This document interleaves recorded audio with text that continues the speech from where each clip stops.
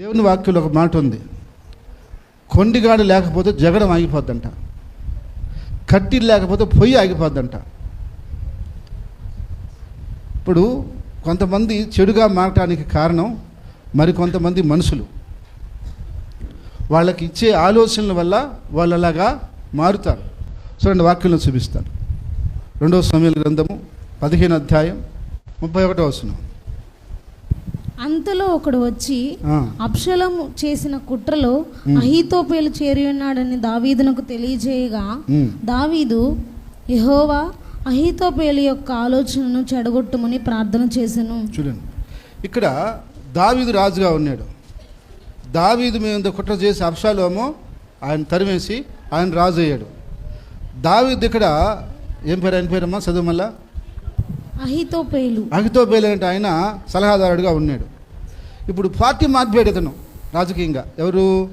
అహీతోపేలు మారిపోయి తండ్రి పక్క నుంచి కొడుకు పక్క వచ్చేసి కొడుకుకి ఆలోచనలు చెప్తున్నాడు చెడ్డగా, తండ్రి మీదకి విరోధంగా. ఏమని?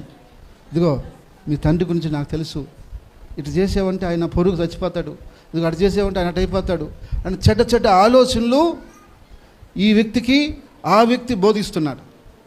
దావీదుకు తెలిసింది, ఇంక ఎత్తుకున్నాడు ప్రార్థన, యేసు నామములో అహీతోపేలు ఆలోచనన్నీ చెడిపోను కాక అని.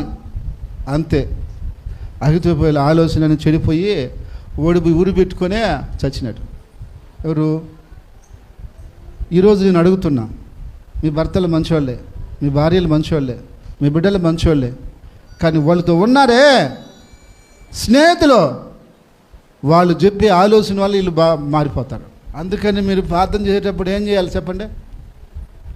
ప్రభువా, నా భర్తకు చెడ్డ ఆలోచనలు చెప్తున్నాడు ఎవడోడు, వాడు యేసు నామములో వాడి ఆలోచనలన్నీ లైవ్ అయిపోను గాక.